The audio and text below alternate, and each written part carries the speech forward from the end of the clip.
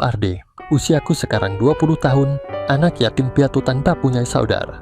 Aku mencoba mengais rejeki di kota metropolitan, karena memang di kampungku Larang Merapi, aku sudah tidak punya apa-apa, berbekal uang dari pakdeku.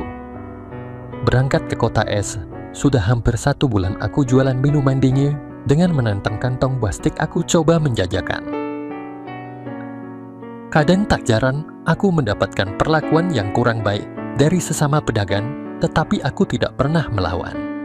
Mereka, aku lebih baik pergi, "Hilo, jangan jualan di sini, sana cari tempat lain." Itu kata-kata yang sering terlontar dari mereka. Dikala malam sudah larut di emperan toko, maupun pelataran masjid menjadi tempat aku tidur, aku akan tetap semangat. Walaupun kadang bisa makan, sehari 2 kali, aku sudah bersyukur. Malam itu sekitar jam 7 malam, dan hujan cukup deras, ku berteduh di area pom bensin, daganganku masih tersisa. Beberapa botol lagi, yes, kalau seandainya ini semua habis, aku baru bisa makan. Tetapi, kalau tidak terpaksa aku tunda. Sampai besok, jangan sampai modalku habis cuma buat makan. Pikirku, aku melihat mobil memasuki area pom bensin. Dari sinilah awal ceritaku ini dimulai. Aku mau coba menawarkan minuman dan nampak ibu berjilbab turun dari mobil. Untuk mengisi bensin, sebut saja namanya Budila. "Assalamualaikum Bu, air mineral ya Bu," kataku. Ibu itu melihatku, tersenyum dan menjawab salamku. "Waalaikumsalam, oh boleh, saya beli 3 ya," jawabnya. Wah, mendengar seperti itu aku tersenyum senang. "Sisa 2 lagi, aku bisa makan," kataku dalam hati. Ketika ibu itu baru mau membayar bensinnya, ada sebuah motor menghampirinya. Bu Nila kaget melihat ada orang tiba-tiba di dekatnya, langsung menarik tas yang dipegangnya. "Rampok, rampok, rampok!" teriaknya sambil berusaha mempertahankan tasnya. Suasana malam itu memang cukup sepi, karena hujan cukup deras. Hanya ada beberapa orang saja yang sedang mengisi bensin, dan ada 4 orang karyawan pom bensin melihat ada perampokan. Aku lihat beberapa orang berusaha menangkapnya, tetapi baru beberapa langkah terdengar dor, dor, terdengar suara tembakan yang membuat orang-orang yang tadinya berniat menolong jadi lari menjauh dengan ketakutan, tetapi tidak dengan Bu Nila. Dia tetap berusaha mempertahankan tasnya. Aku sendiri tidak mampu bergerak dari situ karena rasa takut yang teramat sangat. Belum, suara Bu Nila terjatuh ketika ditarik oleh perampok. "Tolong, rampok, rampok. Mau jadi bikin kau saja ibu ini," kata perampok yang memegang senjata dan sudah diarahkan ke Bu Nila. Entah melihat Bu Nila jatuh dan dalam keadaan terancam, aku coba memberanikan diri. Aku lemparkan botol minuman ke arah kepala perampok itu, dan aku menubruk dan memeyuk Bu Nila untuk melindunginya. Ber, cuma itu yang mampu aku dengar. 2 kali tembakan, dan setelah itu gelap dan hening. Entah apa yang terjadi selanjutnya. Dari kelopak mataku samar-samar terlihat lampu cukup terang. Aku mencoba untuk tahu di mana aku sekarang. Aku lihat sekelilingku. Aku melihat seorang wanita berjilbab sedan memegang HP-nya. Aku mencoba untuk memanggilnya. "Kak, kak." Terdengar lirih suaraku, tenggorokanku terasa. "Karin." Aku merasakan sangat haus, dan setelah aku memanggilnya beberapa kali, wanita itu melihat ke arahku. "Dokter, dia sudah sadar." Terdengar teriakannya sambil dia berlari menjauh. Tak lama aku melihat beberapa dokternya. Perawat mendekatiku, mereka terlihat tersenyum ceria, bahkan ada yang bersalaman. "Assalamualaikum, Bu Nila anak itu." "Sudah sadar," kata dokter. "Sudah terlihat normal Bu Nila, cepat kemari," kata wanita yang pertama kali aku lihat tadi. Alhamdulillah, setelah penantian yang lama, pasien sadar kembali, dan sepertinya sekarang sudah normal, kata dokternya. Aku masih bingung dengan apa yang terjadi. Apa yang dimaksud dokter itu? Aku perhatikan dokter melepaskan selang dan beberapa peralatan yang menempel di tubuhku, dan sekarang kedua mataku sudah terbuka dengan sempurna. Setelah beberapa lama dokter dan perawat sudah pergi, "Kak, maaf, apa boleh saya minta minum?" kataku pelan. "Oh hei, sebentar aku tanyakan dulu ya," kata wanita itu beranjak menanyakan ke perawat jaga. Dan tak lama lagi, sambil tersenyum memberikan aku minum dengan menyuapi pakai sendok. Kamu sudah sadar. Alhamdulillah doaku dikabulkan. Ternyata suara Bu Nila, ya aku masih ingat itu Bu Nila. Yang kemarin dirampok. Iya Bu, memangnya saya sempat gak sadar. Saya cuma ingat saya melemparkan botol minuman ke arah perampok itu, dan maaf saya terpaksa memeluk ibu, buat melindungi ibu, dan setelah itu saya. Kataku, "HNM kamu koma sudah 2 bulan lebih, bahkan kamu fase kritisnya hampir 1 minggu, kata Bu Nila. Dan duduk di sampingku, sambil memegang tanganku. Jadi saya terkena tembakan dan tidak sadar selama 2 bulan. Tanyaku, "Oh iya, nama kamu siapa dan tinggal di mana?" Bu Nila bingung mau hubungin keluarga kamu, takutnya orang tua kamu. "Pastinya real," kata Bu Nila. "Maaf Bu, nama saya Ardi, saya di kota S, tidak punya tempat tinggal. Temperan tokolah, tempat tidur saya, dan saya sudah yatim piatu juga, tidak punya saudara," kataku sedih bila teringat. "Nasibku dia halal, kasihan sekali kamu Ardi. Maaf bukan maksud ibu, gila bikin kamu sedih. Oh iya aku Bu Nila, anakku yang nungguin kamu ini Rara, terus yang ini Remi, dan ada satu lagi kakaknya Irma," kata Bu Nila. Rara tersenyum padaku. Aku yakin kalau Bu Nila ini pastilah orang kaya dari penampilan mereka dan pakaiannya. Bu Nila, maaf sebelumnya. Kapan saya bisa keluar dari rumah sakit ini, biar saya bisa kerja jualan buat bayar biayanya? Tanyaku, mendengar itu.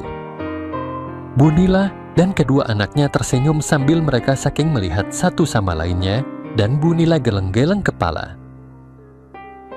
"Kamu anak yang baik dan penuh tanggung jawab Ardi. Kamu hak usah mikir masalah itu, Bu Nila yang akan bayar. Coba kalau gak ada kamu, apakah ibu masih bisa bertemu dengan anak-anak Bu Nila yang cantik ini?" kata Bu Nila. "Ardi, setelah kamu keluar dari rumah sakit ini, kamu balik ke rumah kita saja, kebetulan kita gak punya saudara laki-laki," kata Rara sambil tersenyum. Baru aku mau ngomong yang aku merasa gak kena sama Rara, Bu Nila sudah menyahut omongan. "Rara, iya Ardi, mulai hari ini, ibu anggap kamu keluarga ibu, atau tepatnya anak angkat ibu, dan kamu gak usah malu maupun sungkan," kata Bu Nila. "Reni, Rara, kalian keluar sebentar ya," kata Bu Nila, dan aku lihat mereka sepertinya tahu apa yang akan dibicarakan Bu Nila. Setelah mereka keluar dan menutup pintu, Bu Nila duduk di sampingku dan memegang tanganku. "Ardi, Bu Nila harus sampaikan ini ke kamu sekarang, supaya kamu tidak kaget nantinya, karena ini sangat penting buat kamu." "Laki-laki," kata Bu Nila dengan nafas yang berat. Lihat wanita setengah baya dengan wajahnya yang cantik, wajahnya yang anggun, dan tangannya yang sangat haus itu seperti berat sekali mau bicara. "Bu Nila bicara saja, kalau tentang saya sudah biasa menghadapi kesusahan dalam hidup," kataku jujur. "Waktu kejadian itu, perampok yang menembak ibu dan kamu lindungi ibu itu mengenai dada kamu sebelah kiri, dan mereka menembak lagi mengenai bagian kamu mendekati lokasi imin kamu,"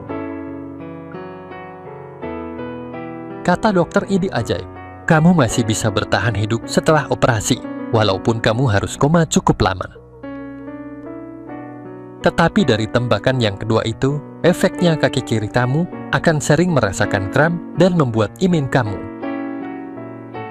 tidak bisa lagi bangun," kata Bu Nia sambil menundukkan wajahnya. Jujur apa yang disampaikan Bu Nila adalah pukulan yang berat bagiku, tetapi sampai saat ini pun tidak pernah punya pikiran untuk wanita, apalagi menikah, karena aku menjalani hidup buat aku sendiri saja.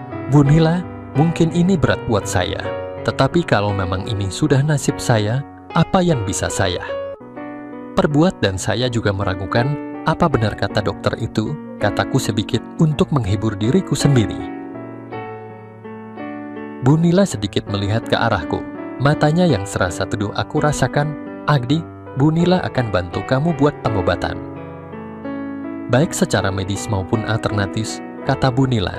Dan tiba-tiba tangannya langsung memegang ibimku. Aku baru sadar kalau aku dalam keadaan kurang benar. Cuma pakai selimut saja, masih Bu pegang punya kamu. Kata Bu Nila, aku tidak merasakan apa-apa. Padahal Bu Nila sudah memegang punyaku. Bu Nila maaf saya tengen. Melihatnya, kataku, karena aku mau bangun badanku masih lemas. Mendengar permintaanku, Bu Nila menyingkirkan selimutku. Bahwa aku lihat Bu Nila sempat kaget melihat iminku yang super dan coba memalingkan wajahnya. Apa yang kamu rasakan sekarang? Tanya Bu Nila sambil terlihat merah mas iminku. Saya tidak merasakan apa-apa Bu. Jawabku. Bu Nila segera menarik tangannya dan menyelimuti aku lagi. Ardi kamu tak perlu khawatir. Seperti yang ibu katakan. Tadi, sepulangnya dari rumah sakit nanti kita berobat. Kata Bu Nila. Setelah 3 hari aku diizinkan pulang. Dan Bu Nila sana Rara yang menjemputku. Aku masih merasakan nyul di bagianku. Sedangkan bagian dada sudah sembuh. Cuma ada bekas luka. Operasi.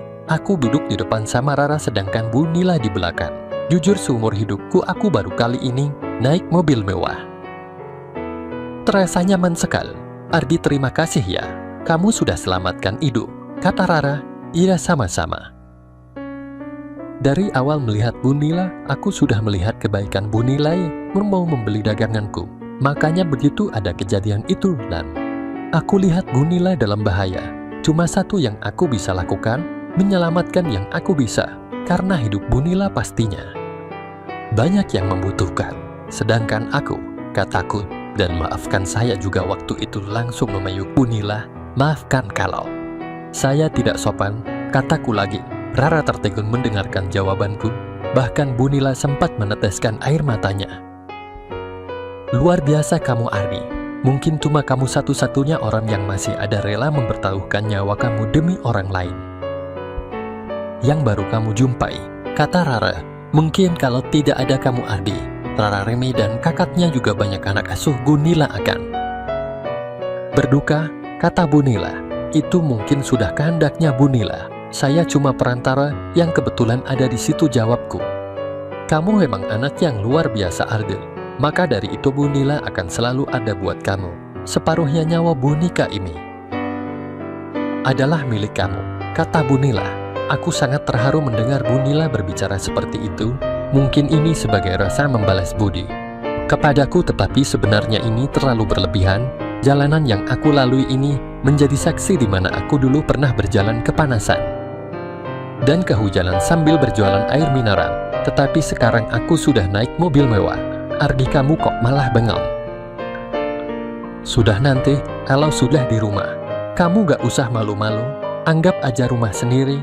Kalau perlu apa-apa kasih tahu aku, kata Rara. Iya Ardi, di rumah nanti kamulah salah satu lelaki yang ada. Semoga saja bisa membuat suasana lebih ceria, timpal Bu Nila. Hampir 1 jam perjalanan dari rumah sakit, dan di dalam perjalanan, aku merasakan ketulusan Bu Nila dan Rara menerima aku. Semoga juga dengan yang lainnya. Aku sangat kagum begitu mobil memasuki halaman rumah yang luas dan bangunan. YNG sangat bawaan. Ini sudah seperti istana kecil. Sampai aku berdecak kagum. Ardi sudah sampai, ayo turun. Malah bingung gitu, kata Rara. Dari jauh nampak lelaki tua menghampiri Rara. Assalamualaikum Wak Rara. Ada yang bisa saya bantu? Kata bapak itu. Yang ternyata keamanan di rumah itu. Waalaikumsalam. Ya Pak, gak ada Pak. Ini Ade yang nolong ibu itu Pak dan sekarang akan tinggal di sini, kata Rara. Dan setelah bersalaman, aku diajak masuk ke rumah sama Rara. Rara nampak tersenyum melihat aku yang beberapa kali berdecak kagum. Di ruang keluarga, terlihat Reni kemarin datang ke rumah sakit dan satunya, pasti yang namanya Kak Irma. Aku perhatikan anaknya Bu Nila cantik-cantik. Wajahnya mirip dengan sang ibu yang kulitnya putih, hidungnya mancung-mancung, dan matanya yang bening dengan alisnya tebal. Gimana Ardi? kalau kamu kan sudah kenal. Sama Ribe, nurse, kalau itu anak ibu yang paling besar Irma. Gimana cantik-cantik kan anak ibu? Kata Bu Nila bangga. Iya Bu Nila. Sudah seperti artis Rohingya, kataku yang bikin mereka semua tertawa. Naco kamu Ardi, kata Rara masih tersenyum. Yah luar biasa mereka. Posturnya yang tinggi walaupun pakaian yang dikenakan menutupi, tetapi posturnya profesional. Cuma dari sorot matanya, cuma Irma yang sepertinya kurang suka akan adanya aku. Senyumnya pun terlihat basa-basi. Setelah ngobrol beberapa saat, Bu Nila, Kak Irma dan Reni masuk ke kamarnya masing-masing. Tinggal aku sama Rara. Albi, kamu santai saja di rumah ini. Kamar kamu nanti sebelah kamar aku, kata Rara. Itu foto ayah kamu, kataku. Sambil menunjuk foto lelaki yang dipajang, yaitu almarhum ayah aku sudah 10 tahun Abi meninggal. Berarti sudah genap 9 tahun baru hari ini, ada laki-laki yang bisa masuk ke dalam rumah ini. Jawabnya, oh pantesan. Wajah kalian cantik-cantik, kataku. Ayah memang dari Rusia, kalau ibu dari Jawa Barat. Ardi, ayo aku antar kamu ke kamar. Kamu kan baru sembuh, harus banyak istirahat dulu, kata Rara. Aku mengikuti Rara menuju kamarnya. Benar-benar seperti istana. Ardi, ini kamar kamu. Sekarang kamu istirahat saja, biar cepat sehat. Kalau butuh sesuatu aku di kamar sebelah, kata Rara. Tersenyum dan meninggalkan aku. Seumur hidupku baru kali ini lihat kamar yang besar dan sangat mewah, bahkan ukurannya sendiri lebih besar dibandingkan rumah aku yang di kampung. Bu Nila ternyata sangat kaya, tetapi terlihat bersahaja. Terima kasih Bu Nila, atas kebaikan Bu Nila sama aku, kataku dalam hati, dan aku akhirnya tertidur karena masih ada pengaruh obat. Aku merasakan ada yang mengelus-elus dengan lembut, dan satu ciuman di keningku yang membuat aku terbangun. Aku lihat Bu Nila duduk di sampingku. Ardi, ayo bangun. Kamu kan belum makan. Ini ibu bawain. Tadi mau bangunin. Kasihan, sepertinya kamu pulas banget, kata Bu Nila sambil memberikan aku makan. Aku lihat jam dinding, sudah jam 11 malam. Waduh, aku tertidur lama sekali. Aku segera makan. Aku perhatikan Bu Nila masih duduk di bangku. Setelah aku selesai makan, aku ke kamar mandi untuk cuci tangan. Ardi, kamu cuci muka saja. Gak usah mandi. Biar ada air hangat nanti kamu masuk angin, kata Bu Nila. Wow, kamar mandinya pakai bak yang bisa buat aku tiduran. Kacanya yang lebar, sungguh mewah kamar mandinya. Tapi Bu Nila, saya gerak dan lengket. Apa boleh saya mandi dan gimana cara nyalain airnya? Tanyaku. Bersambung, jangan lupa subrek dan like. Semoga teman-teman terhibur.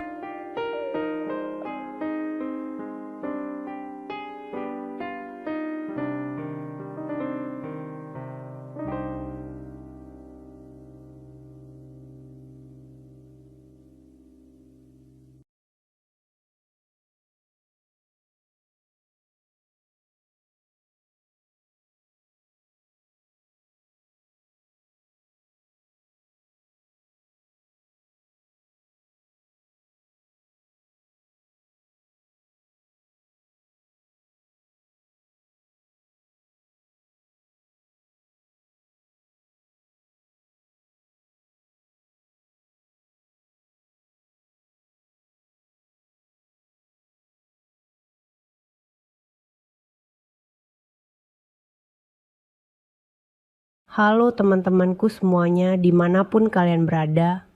Semoga teman-teman selalu dalam keadaan yang sehat dan selalu dimudahkan dalam mencari rejeki. Berjumpa lagi dengan channel Ruang Imajinasi.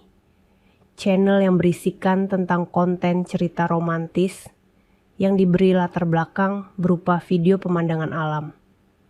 Pada kali ini di hari Rabu, tanggal 19 Maret tahun 2025. Kali ini saya menghadirkan sebuah kisah terbaru. Jadi, dulu waktu Dinda masih awal duduk di bangku SMU, usia kakaknya sudah sekitar 30 tahun. Saat itu ia belum menikah, karena memang ia merasa masih belum mapan untuk membangun sebuah rumah tangga. Tapi mungkin di usianya yang sudah kepala 3, ia tidak bisa memungkiri adanya dorongan keinginan dalam dirinya yang selalu memancingnya untuk mewujudkannya. Awal terjadinya peristiwa itu, ketika suatu malam Dinda terbangun dari tidurnya karena mamanya bangkit dari tempat tidurnya dan beranjak meninggalkan kamar. Mungkin waktu itu mamanya hanya ingin buang air besar, atau mungkin hanya sekedar memeriksa pintu atau jendela. Namun tepat saat mamanya keluar dari pintu kamar, mamanya setengah terkejut dan memanggil nama kakaknya. Begitu kata-kata mamanya yang seolah mengisyaratkan tidak terjadi apa-apa dengan kakaknya yang perlu Dinda ketahui. Meski Dinda masih merasa penasaran dengan apa yang dilakukan kakaknya malam itu, tapi dia pikir memang tidak terjadi hal yang terlalu pantas untuk dibesar-besarkan. Akhirnya, Dinda jatuhkan kembali kepalanya ke atas bantal dan mencoba kembali masuk ke alam mimpi. Dinda dengar mamanya membuka pintu kamar mandi yang sekaligus toilet. Beberapa saat kemudian, terdengar pintu itu terbuka lagi, yang berarti mamanya sudah selesai buang air. Namun ternyata langkah mamanya tidak kembali ke dalam kamar. Mamanya terdengar menghampiri kakaknya dan memulai sebuah percakapan yang terkesan berbisik. Mendengar percakapan mama dan kakaknya yang terkesan dirahasiakan itu, rasa kantuknya hilang. Dengan perlahan, Dinda bangkit dari tempat tidurnya dan menempelkan telinganya di dinding karena penasaran kemana tujuan percakapan itu akan berakhir.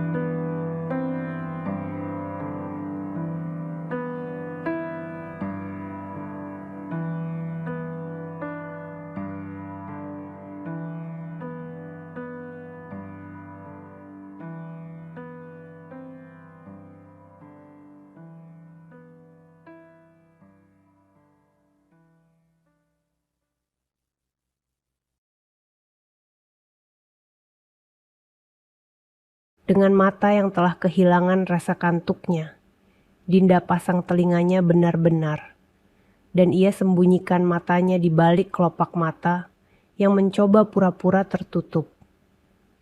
Dinda tunggu beberapa saat, dan sepertinya mamanya memang benar-benar akan di luar bersama kakaknya. Tapi apa benar mamanya juga akan memindah semua yang dia bawa?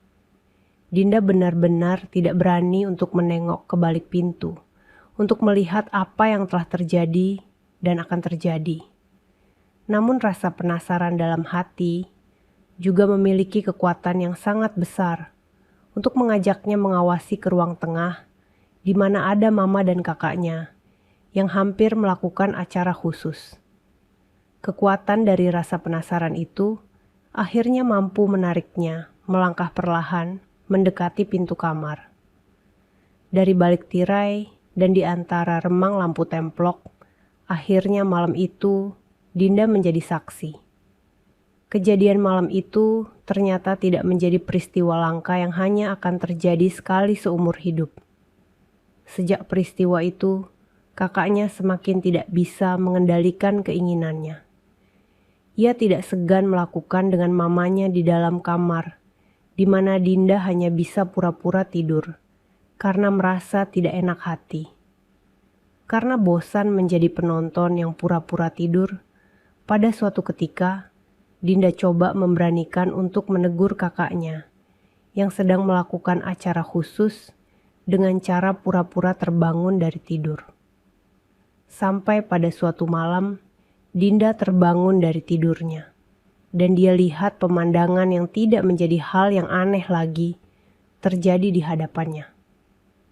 Membuat kakaknya tidak menyadari bahwa mata Dinda kembali menjadi saksi pekerjaan kakak dan mamanya. Ketika mamanya yang menyadari keberadaan Dinda dan menoleh. Melihat isyarat dari Dinda, mamanya hanya diam. Ia terus menatap Dinda sambil terus membiarkan kakaknya bekerja.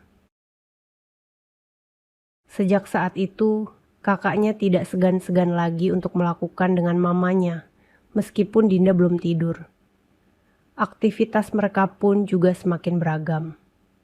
Dinda juga sangat senang melihat kegiatan aneh ini, meski terkadang dia juga ingin terlibat dengan apa yang mereka lakukan.